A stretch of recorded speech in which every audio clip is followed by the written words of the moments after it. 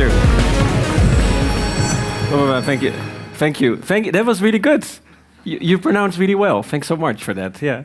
Hey, good morning, ladies and gentlemen. Nice to be here in Zürich this morning with you. As was mentioned in the introduction, let's explore this future world a bit, which is about connecting nature, people, the landscape. And I'll show you some examples in a way which went pretty okay. Smoke-free towers which suck up polluted air, clean it, based actually on natural principles to create parks, playgrounds, which are clean, so people in Beijing and Mumbai can breathe again. And I'll show you projects which connect windmill blades with lines of light, creating new poetry for green energy. But before we dive into that, I thought maybe it's interesting to show you when it goes wrong. Yeah, because this is very important. In the Netherlands, where I come from, mistakes, you cannot make them. Yeah? It is forbidden. But it's funny, when I meet my West Coast friends, they say, double your failure rate. Eh? So in a way, a mistake is only a mistake if you don't learn something from it. Let's look into the mistakes. Can we dim the lights a bit? This is CCTV footage 2 years ago. People in Uzbekistan who encounter the escalator for the first time in their life. And it goes wrong. It goes horribly wrong. So you see, technology, people, they are not always connected. Sometimes we are afraid of progress. And then, look, hoppa, it stops. She presses a button and it stops. So we have to get used a bit to the new world. And I like this. And then a government or a CEO or a mayor comes and he pushes the button, he stops. But this is a really good one. Look at his feet below. He waits a bit. And then he puts it on again. So this is a good leader in that way. But then again, in this new world, it is not that difficult. All we really have to do is learn to let go. Just let go. So I have a 2-hour footage of this, which I'm actually perfect. If moderator is okay, we can just... Okay, no, anyway. So okay. What does that mean for the world you and I live in? This is me. This is Lotus, a foil based on the heat of your breath, the 37 degrees. It folds open like a flower. So this is very simple. When something gets warm, it expands. When something gets cold, it shrinks. Basic principle. This is a mylar, a high-end mylar, which is moving like that. So we, as a team, we were thinking, how can we make things natural in these hard, raw, urban, concrete jungles we called cities. And while we were working on this material, we got a request here from the city in Lille. Beautiful church, Santa Marie Madeleine, 1700. And the French, they spent so much love, time, attention on this cultural heritage. They love it. Only the problem with these kind of architecture buildings is that nobody goes there. It's really sad, you know. A lot of places are completely disconnected from the daily life. And so the mayor of Lille somehow got to know us, and she called the studio and said, you have to make something to make this great place feel alive again. And I like that question a lot. So we started to work the first Lotus Dome. This is inside the church. And just keep the lights a bit dim, please. It's okay. Yeah.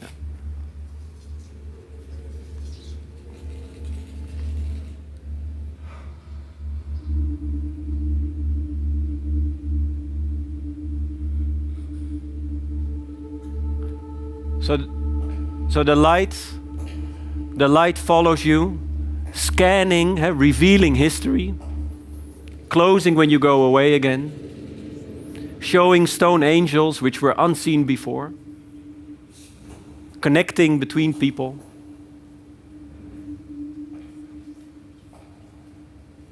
And so this is purely based on the heat of your hand and the light itself.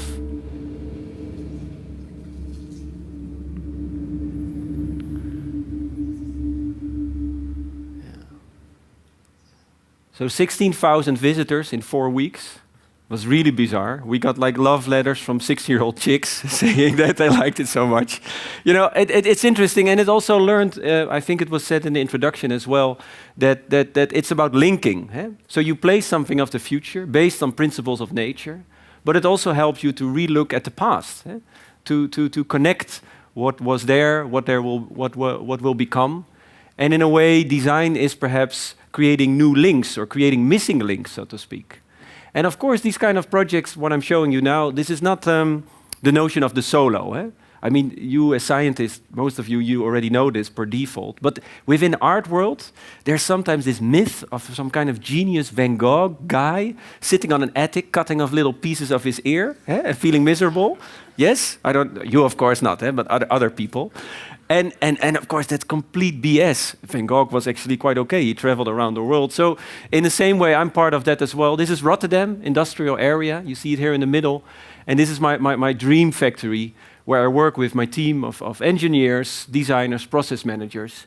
In a way, also a greenhouse, but then for growing ideas. So it's very important to 80% of the stuff I'm doing now, I was never educated for, You just have a dream, you have a point on the horizon. You get people who do things better than I could ever do. I'm in control of what I should and shouldn't do. And in the end you say, okay, this is the dream.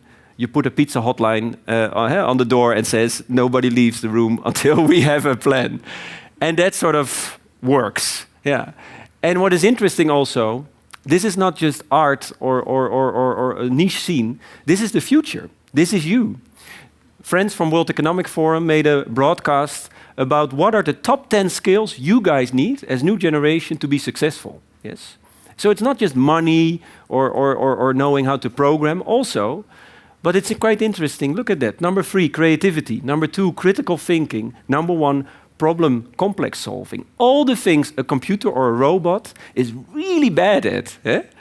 So that's quite interesting, that maybe the notion of creative thinking and culture, as computers and robots become more smarter and will take over driving, collecting garbage, doing the dishes, etc., we will have more time to be human. Yes, very, very interesting and very hopeful if this becomes the reality. And that means that you guys, as creative class, are in for the fun ride, so to speak. The notion of nature has been floating around in my brain as well as an artist. These are the types of movies we show to each other in the team. This is... The amount of cement required is extraordinary. For 3 days they kept pouring until 10 tons of cement this guy. disappeared down the tube. This is a short movie about a great, wacko, brilliant scientist who conquered his whole life. In the excavation, This guy. led by Professor Louise Fortune. And he sort of devoted his life to discover the world of ants. Okay, I can imagine worse topics. Eh? And they had an abandoned anthill and they poured it in concrete. And this is what they discovered. Police of the ants.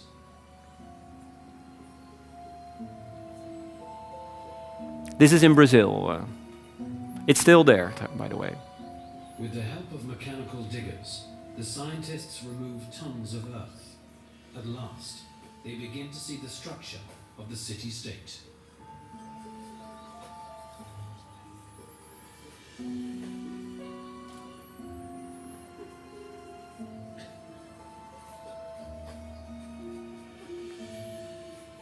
There are subterranean highways connecting the main chambers, and off the main routes are side roads. The paths branch and lead to many fungus gardens and rubbish pits. Bizarre, huh? It's The like... tunnels are designed to ensure good ventilation and provide the shortest transport routes. Okay, so what he's saying is they have air conditioning without electricity. Basically, wow. What can we learn from that? Everything looks like it has been designed by an architect. A single mind. So if you Google, That isn't true. if you Google anthill, BBC, concrete, Complex city you'll see a whole... Kill the sound, please. You see a whole documentary of this great scientist discovering the worlds of ants, finding a perfect geometry. They sort of logistically, they are masters. And there's no king, there's no boss, there's no CEO. They are trained to think as a network. And this is something that really inspires me. Look at that. Huh? And it's quite interesting because when we look at our cities today, we're still a bit brutal human beings. And I'm not just talking about China, what we see here, but in general. I pollute so much, you know. I produce so much waste as human being, and I'm tired of that. But how do we change? This is an image I saw from my room on the 32nd floor 2 years ago in China, Beijing. You see the CCTV tower. The below image is on a Wednesday. I can still see the world around me, the cars, the trees, the people. Life is okay. Life is good. And then the above image is on a Wednesday and on a Thursday, when all the factories and the cars start to run again. And the pollution starts kicking in. You know, this sort of veil of smog jumps on you. And I've been there many, many times, and I love China. I've learned so much from it. But being there, it's like really, like you almost start to smoke again just to feel healthy, yeah? It's really like, and you know, it's easy to blame. Eh? Oh, it's China and production. But then again, you know, the clicker I have in this hand right now, or maybe even the beamer, which is projecting this image you and I see, is being made there. Yes. So we are part of a network. It's the famous quote of Marshall McLuhan, the Canadian author, which once said, "At spacecraft Earth, there are no passengers. We are all crew." Yes. So we're part of a network, whether we like it or not. And so I was looking at the movies of ants, and I was looking outside my room, and I got sad. Is this innovation? Is this the great future we're thinking of? No, it's sad. And yes, there's a Beijing governor and government spending billions on the war on smog, providing clean technology, more bicycles, less cars, etc., etc. But it takes too long. It will last for at least 10, 15 years before it has real impact. And as you can imagine right now, I'm not the most patient guy in the room. So I thought, what if we would operate within the now? And being the son of a math teacher, I've been sort of surrounded with these stories, these what if, or do you know that stories. You can imagine my life, and it turned out quite useful. So when I was a boy, as an 8-year-old, I was playing with these plastic balloons at these boring children parties.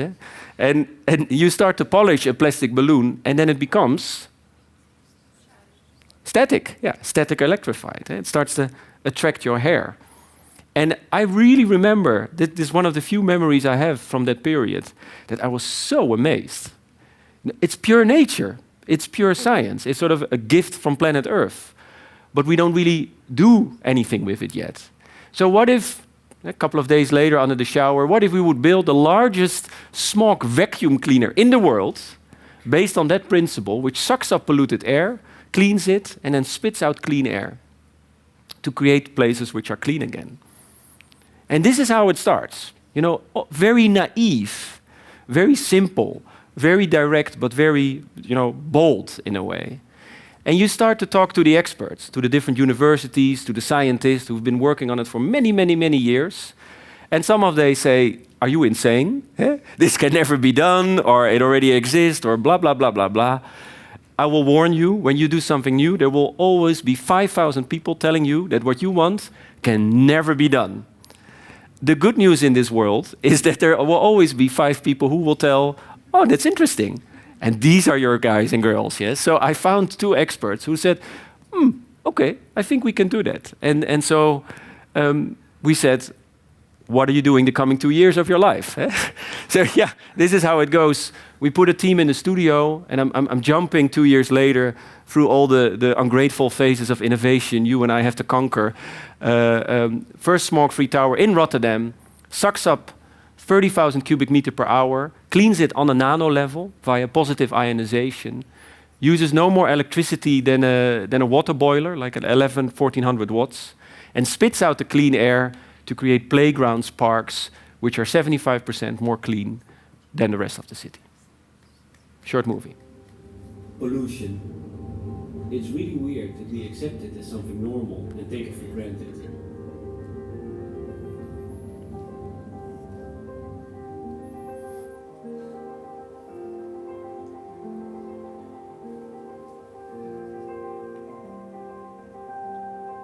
I wanted to create a place where citizens, makers, NGOs and governments can experience clean air. A bubble of clean air, where people can think, meet and work together how to make a whole city smog-free. It's a place created by the largest air purifier in the world which can travel a smog-free tower.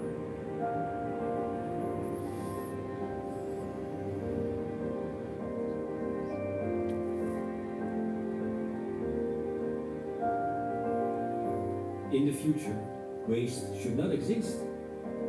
By putting the captured smog particles under high pressure, we create smog-free rings.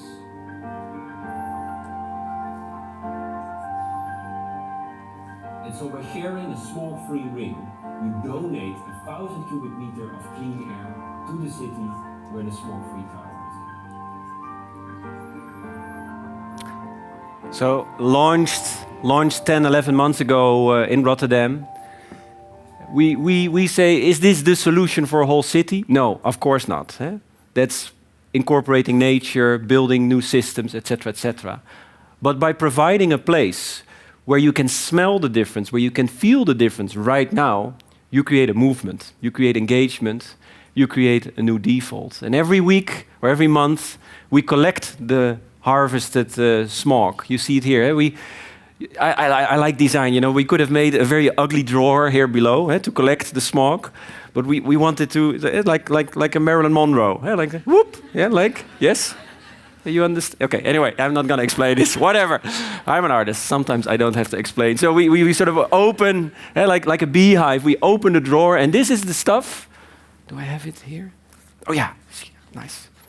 Okay. This is. Let me see. Yeah. This is Rotterdam smog. This is not the famous, the substance the Netherlands is famous for.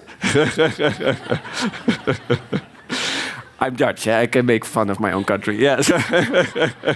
So here, please, you can show it around. So this is the stuff we work. This is in our lungs, eh? Holy shit! And okay, Zürich, you're pretty okay, but Paris, Mumbai, India, Rotterdam. It's a problem. You live 2 years shorter. Children have lung cancer when they're 6. Why do we accept this? So we want to create awareness and said, okay, 42% out of this stuff is carbon. And we all realize that waste should not exist. Waste for the one should be food for the other. Think like a circle. Nature is very good at that. So what happens when you put carbon under a lot of pressure? As inspiration, you get diamonds. Yeah. And okay, so that takes, of course, a lot of energy. So we put it for 30 minutes under pressure. You get this little cube. And so by sharing a ring, you donate 1,000 cubic meters of clean air to the city. And this changed everything. Because during this phase of the project, we had a big problem. We were completely out of money. Because all the cities were somehow interested in this smog-free tower, but at the same time very hesitant. They were like, yeah, but if we support this project, people know we are a polluted city. And we're like, yeah, well, hello, they already know it's all around you. But they sort of they were skeptical, and of course we couldn't prove it completely, etc., etc. So okay, and I mean I can rob old ladies at night on Sunday evening, but you know, like, and call it crowdfunding, but it has to. What? What? Come on. No, okay, anyway, so we had to be smart. So we launched this notion of the jury, and that was interesting. Kickstarter campaign, and more than 1,600 people pre-ordered this because they saw this as a true sign of beauty. Not the Gazan, not the Swarovski, but clean air. And even more importantly, they prepaid it. Yeah? So the finance we made with the jury helped us to realize the first tower. And that was so powerful. So what waste? It's not waste, it's the bridge, it's the enabler. And we got a little bit addicted with that, with designing jewelry. You think it's very easy. We thought it would take us 4 weeks. Well, it took us 4 months to make nice, good-looking jewelry. So now we're sort of making a whole series, including the cufflinks for the gentlemen or girls, it doesn't matter. And we sent the first to our early ambassadors. And these are the pictures they sent back to us with a little magnet, like an earring. Somebody gave it to his wife for marriage, as a true sign of love. This is, does anybody recognize this guy? Yes, Feike. Yeah, Feike, very good. This is a CEO of the DSM, huge company. He's a great guy, and He's wearing one of the cufflinks in Paris. Look at this face. Eh? He's like, and you see here, he has this on his a proud ambassador. So innovation is about hard facts, technology proven, fact sheet, but it's also about the soft side, the shareability, something that excites people. You need both to create impact. You need both to create change. And so in a way, the notion of the landscape, and I think this is where you guys, which are more biological or nature-driven, maybe even more than I am, fascinates me. And the Netherlands in that way is very particular, because the Netherlands, Dutch people, are sometimes sort of quite like direct. Eh? Like, it is what it is. Doe maar normaal, doe maar gek genoeg. I'm not going to translate that, but it's sort of no nonsense. But it's funny because when I tell my friends abroad that we live below sea level, they're like, are you insane? Eh? Like, do you know how dangerous that is?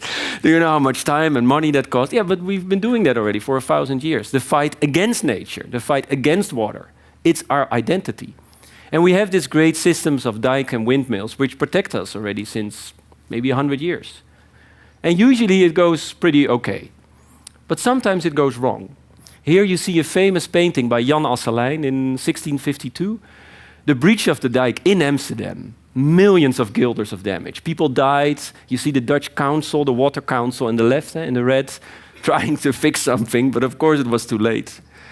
And Dutch government says, Daan, we still have a problem today because we know how to fix it. We know how to control it and the budget is there, but people are not aware of it anymore. They take it for granted. And then the chances that there's a risk, that there's a problem, becomes bigger. If we take it for granted, the chance of failure becomes bigger. Not good. So can you make something to create water awareness?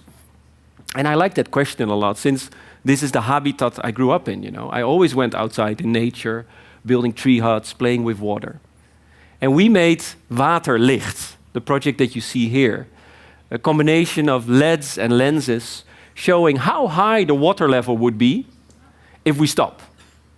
If everybody goes home, does not reply email or phone for 6 months, it goes wrong. It goes quite wrong. Short movie at Museum Square in Amsterdam. Can we dim the light again? Yeah.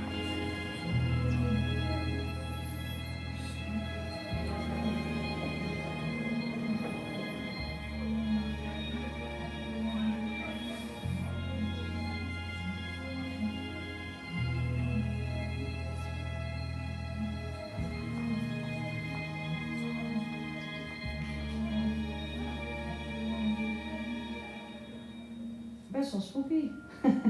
Spacey. Ja. Wat ik het gevoel dat ik erbij krijg is een beetje onder waters. Dat je onder een laag zit. Ja, best wel mooi, vind ik. With the waves above us. And it's magnificent. Ik weet natuurlijk dat we beneden zeeniveau zitten, maar ja, zoals je het zegt, zou het niet zo fijn zijn als ze dit opeens over me heen gaan voeden. Nee.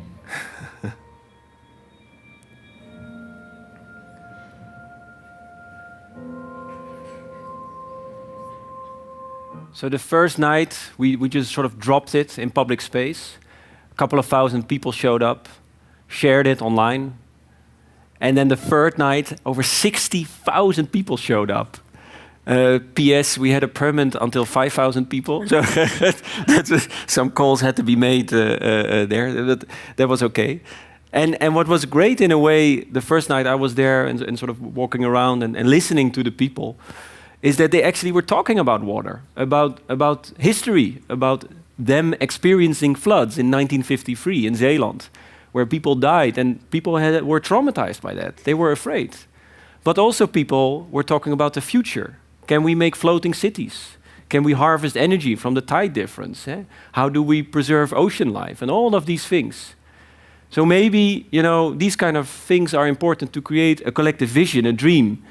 And every scientist or entrepreneur or governor or nurse or snack bar guy or owner has its own interpretation, but that is okay. So to conclude, I think there's so much to be explored in the notion of this biomimicry, learning from nature and implementing it in the world of today to make places which are good for people, which are healthy, which are poetic, which are smart. And to be honest, myself, I'm only just learning how to scratch the surface of that. And I've met some people of you who've done biological research, the synthetical things. It's so fascinating. I don't understand almost nothing of it, but I love it. And I'm really hoping to get to know it a bit better also today. What is interesting is that green energy, it's very important in that story as well. Everybody wants it, but at the same time, not in our backyard, windmills. And it's weird because windmills for the Netherlands has been very important. This is Kinderdijk, 1740. And we made, to conclude, we made a project to show the beauty of green energy, launched 2 weeks ago, and traveling now around the world.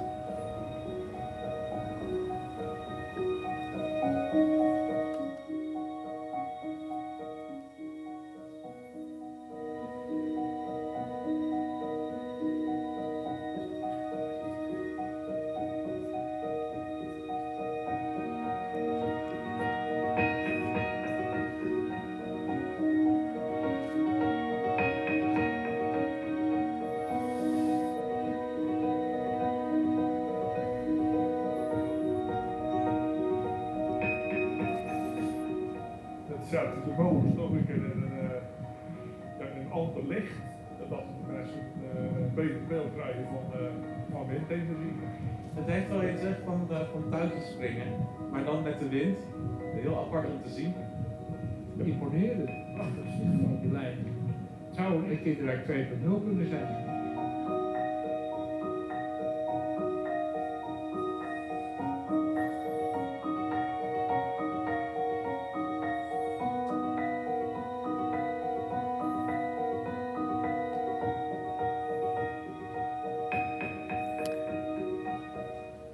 And in a way, when I was walking there through the opening and looking at the landscape, there's sort of this dance, this sort of Zen lines of light.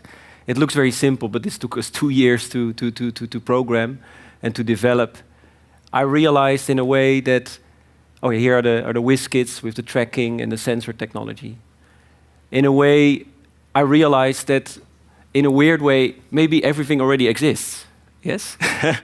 It's really true. You have the ideas, you have the dreams, there's budgets, there are clients, there's desperation, there's hope.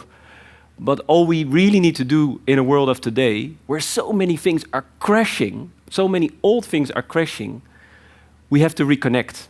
We have to design a new link, a new connection, a new vision between the fantasy and the Excel sheet, between the poetry and the pragmatism, between the dream and the nightmare, between the beauty and the bullshit as well. But as long as we have the courage to do that, there is still so much to be explored, more than ever. And that makes today, I think, a very, very exciting time. And I wish you, together with me, with all of us, incredibly amount of luck and pleasure to see how we can drag that thinking a little bit more into the now. All right. Thank you so much. All right. Thank you. Please. Thank you. Thank you so much, Dan. Really appreciate Thank it. you. I'm sure some of you have a gazillion Yeah, let's do questions that. for Dan today. Yeah, I'm open for questions. And we're actually going to have to transition now, but I ask that you please pull him to the side today and make sure you're having those conversations. And again, today is all about making those powerful connections. But Yeah. I do have one question for you before we go. Yeah, of course. How do you manage being misunderstood? Sorry? How do you manage being misunderstood in your What do you work? mean with that? As you're uprooting assumptions, and I know one of the main things that you mentioned was... sorry, that way. Yeah, Well, as innovators. yeah, well, you try to be bold. You try to have a dream. And, there will always be people telling you that what you want can never be done, or it's not allowed, or blah, blah, blah, blah, blah. But it's your job to prove them wrong and enjoy that trajectory. And especially if I don't have any children, but if I would have, I would really advise them to the future-proofness I talked about, to not teach or not go and study design, not technology, but really go into this biology, like growing things instead of making things. And again, so that's really, really exciting. So I think we are in the right corner, and all we have to do is sort of grab it and own it and make it. Yeah. I love it. Thank you so much, Yeah, Dan. thank you, guys. Thank you. Yeah. One more time for Dan, please. Thanks.